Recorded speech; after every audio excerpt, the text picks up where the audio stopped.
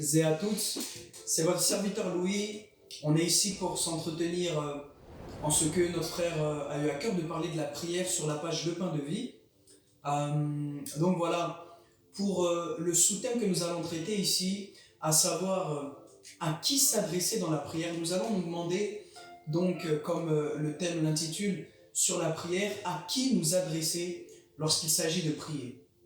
Premièrement, je vais commencer simplement par remercier notre frère, vraiment qui nous donne l'opportunité de pouvoir partager un petit peu sur la pensée que Dieu pourra avoir sur ce thème qu'est la prière, qui est large, qui est vaste, qui pourrait être même considéré complexe et qui est, je le pense pour ma part, très mal compris pour certains enfants de Dieu. Alors, la discussion que je veux engager d'abord veut nous mener à ceci. Est-ce qu'il est possible déjà de prier sans qu'il y ait deux interlocuteurs? Pour ma part, je ne pense pas qu'il est possible de prier sans qu'il y ait deux interlocuteurs.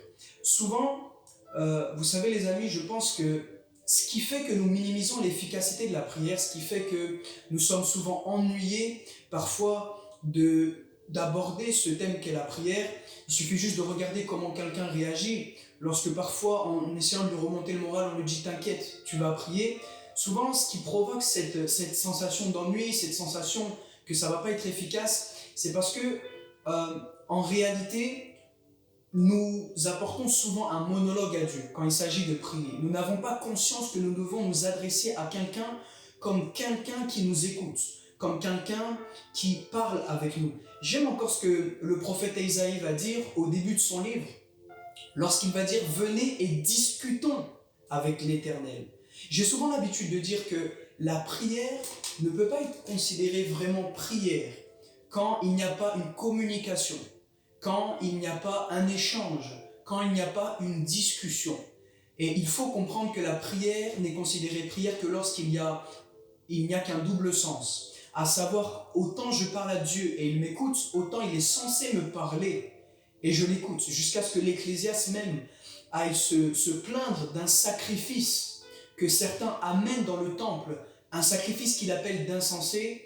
Vous me reprenez, il me semble que c'est dans Ecclésiaste 4, où il finit par dire « N'apporte pas le sacrifice des insensés dans le temple, à savoir de ne pas écouter ce que ton Dieu a à te dire. » Combien d'entre nous parfois sommes contrariés lorsqu'un de nos frères, une de nos sœurs nous demande de prier avec insistance, de persévérer dans la prière?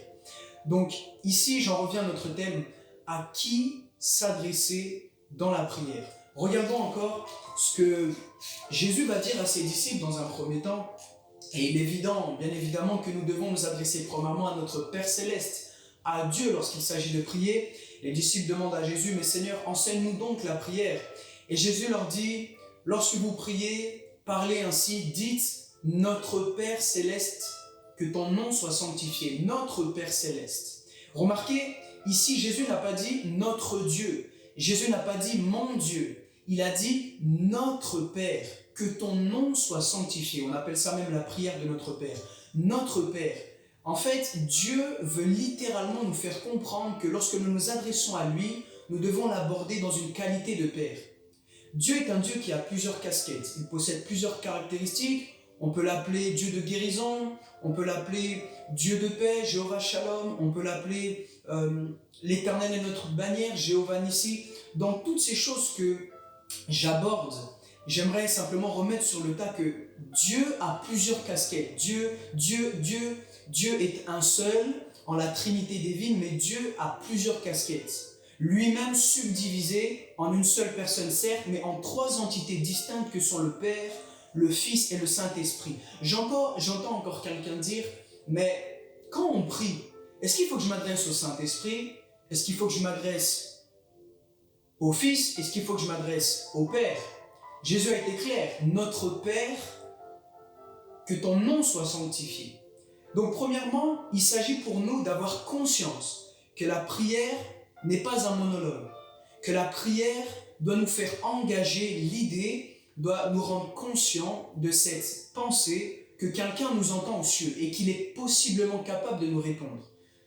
Deuxièmement, il est important de considérer que quand Jésus nous demande de prier, nous devons nous adresser à la casquette du Père.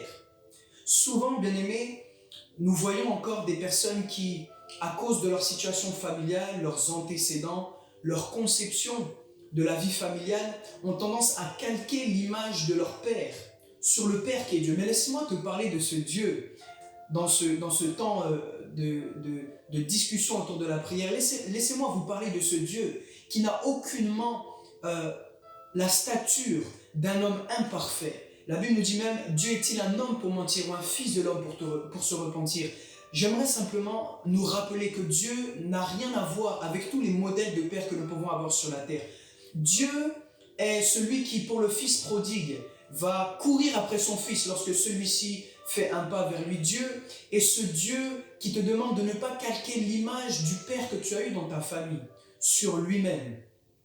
Donc ça, c'était pour le deuxième point. Nous devons nous adresser à Dieu notre Père. Nous devons nous adresser à celui qui communément a décidé de tous nous appeler frères et sœurs de Jésus-Christ en ce qui concerne la nouvelle création et le sacrifice de la croix. Nous devons nous adresser à Dieu comme à un Père. Nous ne devons pas nous adresser à Dieu d'une manière religieuse, et c'est vraiment ce que je me sentais d'aborder dans cette discussion. Alors, dans un troisième temps, je posais cette question, mais finalement, Louis, on peut se demander, mais est-ce que je dois parler au Saint-Esprit? Est-ce que je dois parler au Fils? Est-ce que je dois parler au Père? Comme je disais, Jésus a été clair. Nous devons parler au Père. Mais sachez une chose, c'est que cette harmonie, cette synergie de la Trinité divine fait que lorsque vous vous adressez au Père, le Saint-Esprit ou le Fils ne sont pas pour autant frustrés. Ils ne sont pas pour autant dans cette frustration de ce que vous ne vous adressez pas à eux. En réalité, je vais même vous montrer, par ce que Paul dit aux Romains, qu'il est convenable pour nous d'intercéder en faveur des soupirs, en faveur des soupirs inexprimables que le Saint-Esprit dégage au travers de notre relation avec lui. Pour faire la petite histoire, ce qui se passe, c'est que le Père se fait chair, se fait homme en la personne du Fils sur terre. Maintenant, la question que j'ai pour nous, le Fils est remonté à la droite du Père, n'est-ce pas? Il est ressuscité le troisième jour. Mais qu'est-ce que le Fils a promis après tout cela? Le Fils promet le Saint-Esprit. Autrement dit, le Fils dit même dans l'évangile de Jean qu'il est convenable, préférable pour tout à chacun, que celui-ci s'en aille auprès du Père pour qu'il envoie l'Esprit de vérité, l'Esprit qui va nous conduire dans toute la vérité. Ce que je veux nous dire, c'est que le Saint-Esprit en nous qui intercède, qui connaît la pensée du Père et qui révèle la personne du Fils, est la personne du Saint-Esprit, donc je disais, est la personne qui va nous pousser à prier et qui va nous pousser à prier d'une manière parfaite, d'une manière à ce que l'ennemi en tremble, d'une manière à ce que justement le royaume de l'enfer ne puisse pas comprendre. C'est ça le mystère du parler en langue, c'est ça par exemple le mystère de la prière. C'est que oui, la prière est aussi un mystère. Il y a des choses, bien aimées, que nous avons expérimentées dans la prière, qu'il s'agira ici de voir ensemble. Je vais simplement vous apporter un petit témoignage après. Mais c'était pour nous dire, ne soyons pas dans cette question, excusez-moi de le dire comme ça, qui pourrait être immature dans un sens. Elle est judicieuse, mais elle serait immature dans un sens de se poser la question, mais à qui dois-je adresser ma prière en ce qui concerne les trois entités de la Trinité? Oui, Dieu est tripartite, Dieu est une seule personne, subdivisée en ces trois personnes que sont le Saint-Esprit, le Fils et le Père. Et je disais qu'aucune de ces trois personnes est frustrée lorsque nous nous adressons à une de ces trois personnes. Remarquez encore, le Fils est Dieu, le Saint-Esprit est Dieu, le Père est Dieu, mais le Père n'est pas le Fils n'est pas l'Esprit, et l'Esprit n'est pas le Père. Donc, il faut vraiment être au courant de ce qu'il y a une synergie même dans la prière, dans la Trinité. Dieu, le Père, qui pense avant toute chose, avant tout âge, qui est le créateur de toutes choses, le Fils qui, quant à lui, avait une mission incarnée, cette mission, investie de cette mission divine d'accomplir l'œuvre de la croix, la parole qui a été faite chair, et le Saint-Esprit qui vient maintenant révéler le caractère du Fils. Le Saint-Esprit, dans Jean 4, une version de la Bible nous apprend même, vous connaissez tous ce verset, « Voici les adorateurs que Dieu cherche, les adorateurs en esprit et en vérité. » Une version, je crois que c'est Parole de vie 2017, nous dit même ceci, et j'aime encore cette version, elle nous dit, « Voici comment vous devez adorer le Père, vous l'adorez comme le Fils l'a montré, et avec l'aide du Saint-Esprit. » Vous voyez cette synergie complète et totale. Alors, je vais nous amener maintenant à ce petit temps de témoignage. je vous fais ce partage parce qu'il existe vraiment une dimension surnaturelle dans la prière que j'ai pu expérimenter.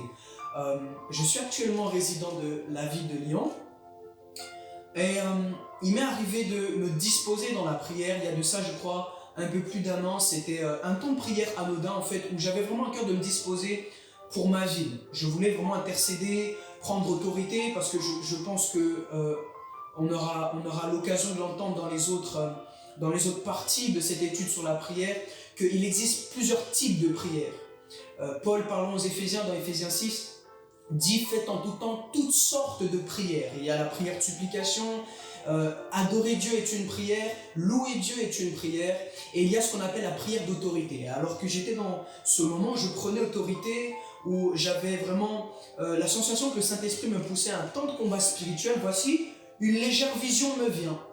Et dans cette vision, je me rappellerai toujours, je vois d'abord une femme de type africaine, et c'est-à-dire que Dieu parle tantôt d'une manière, tantôt d'une autre. Hein. Dans cette vision, je savais que c'était Dieu, je savais que Dieu me parlait. Et alors que je voyais cette femme de type africaine, je la voyais pousser une poussette.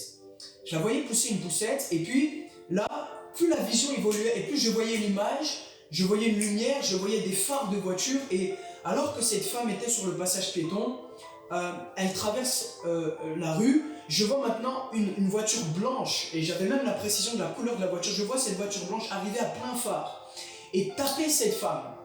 Et je voyais cette voiture s'en aller, et alors que j'étais en train de prier, le Saint-Esprit maintenant me poussait à prier une langue d'autorité. Mon frère, ma soeur, tu as une autorité dans la prière.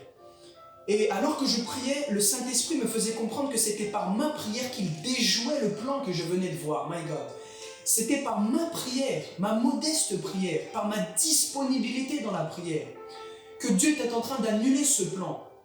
Et littéralement, mes amis, je vous assure, je savais que je savais ce jour-là. Je n'avais pas besoin de me justifier, je n'avais pas tellement besoin de l'expliquer à quelqu'un. Je savais que je venais de désorchestrer une planification qui venait tout droit de l'enfer. Donc, les débats sont ouverts, vous pouvez en comprendre ce que vous voulez, mais lorsque nous nous adressons à Dieu dans la prière, et c'est là où je pense que nous allons maintenant aboutir à notre temps et passer dans un temps de prière, il faut comprendre, mes amis, que nous pouvons aussi parler aux circonstances qui nous entourent. Nous avons vu ensemble plusieurs points, comme celui de ce qui n'a pas à être pour nous complexé ou dans l'incompréhension de savoir à qui nous devons nous adresser dans la prière en ce qui concerne la Trinité. Nous devons comprendre que lorsque nous nous adressions à Dieu dans la prière, le Saint-Esprit nous assiste. Nous avons compris ensemble que nous devons nous adresser à la casquette du Père en ce qui concerne notre prière, mais plus encore, quelqu'un disait, plus que de parler à Dieu de nos problèmes, parlons de Dieu à nos problèmes. Mon ami, ici, j'aimerais aboutir cette exhortation sur cette phrase qui n'est pas un slogan, je l'espère, et qui peut retentir dans ton cœur. À un moment donné, mon ami, il ne s'agit plus juste de parler à Dieu de tes problèmes. Oui, il est bon de se décharger.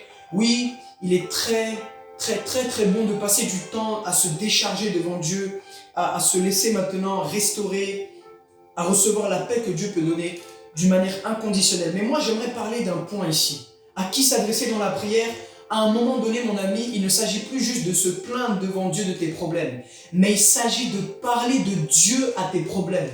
Regardez encore ce que un livre prophétique de l'Ancien Testament va dire. Qui es-tu, montagne, devant Zorobabel? À un moment donné, Jésus qui parle à la mer, aux vagues, jusqu'à ce que ses disciples se disent, mais à qui avons-nous affaire quand il s'agit maintenant de voir et d'entendre quelqu'un qui s'adresse à la nature, au vent, à la mer, et que celle-ci obéisse? Jésus qui va maudire un figuier. Jésus a parlé à un figuier. Ézéchiel, le prophète Ézéchiel, qui a eu l'ordre de parler à des ossements desséchés. Mon ami, il s'agira pour toi parfois de t'adresser à ce qui était mort dans ta vie, de t'adresser à cette montagne. Parce que le monde spirituel est une histoire de paroles. Le proverbe 18 même en témoigne. La vie et la mort sont au pouvoir de la langue. Tu as le pouvoir, mon frère, ma soeur. Tu as la capacité de marcher sur les serpents et les scorpions. Tu as le pouvoir par ta langue de littéralement changer les situations. Quelqu'un disait encore, une bouche fermée est une destinée fermée. Le monde spirituel fonctionne avec les paroles. Nous avons vu ensemble que prier ne revient pas à être simplement un monologue, mais prier, c'est s'adresser à quelqu'un ou à quelque chose. Et en ce qui concerne le monde spirituel, et je m'arrêterai là avant que nous prions, il s'agit pour nous parfois de parler à nos circonstances. Il s'agira parfois pour nous de parler avec autorité et toute conscience de notre identité, que nous avons le pouvoir de changer les situations par l'autorité du nom de Jésus-Christ. Alléluia. Nous finissons par prier. Seigneur, nous te remercions. Seigneur, nous te remercions. Je crois, Seigneur, que par cet entretien, que par cette explication, Seigneur, tu vas fondamentalement changer, révolutionner, Seigneur, la conception que nous avons de la prière. Oui, Seigneur, comme Zacharie pouvait le dire, « Qui es-tu, montagne, devant Zorobabel ?» Oui, Seigneur, comme toi-même tu as parlé à Séva, comme toi-même tu as parlé à ce figuier, nous voulons parler aux choses qui dans nos vies avaient été comme ensevelies, qui dans nos vies avaient été comme mortes, meurtries. Nous voulons parler la guérison, Seigneur, sur plusieurs de ceux qui écouteront ce message.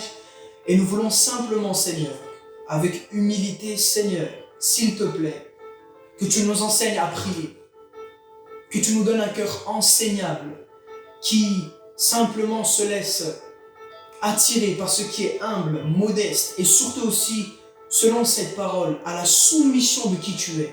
Cette parole qui dit « Soumettez-vous donc à Dieu, résistez au diable et il fera loin de vous. » Père, nous voulons, quand il s'agira pour nous d'être chargés, fatigués, nous adresser à toi, à notre Père, à la conscience que nous avons de ce statut d'héritier, Seigneur. Viens encore changer fondamentalement, Seigneur, ces conceptions que nous avons de la prière. Viens, Seigneur, encore permettre que tout à chacun nous puissions nous lever comme une seule armée en vue du réveil prophétique, Seigneur, qui est en train de s'allumer sur la France, la francophonie, les nations. Seigneur, que nous ne soyons pas spectateurs, mais acteurs dans la prière. Au nom de Jésus-Christ, nous avons prié. Amen.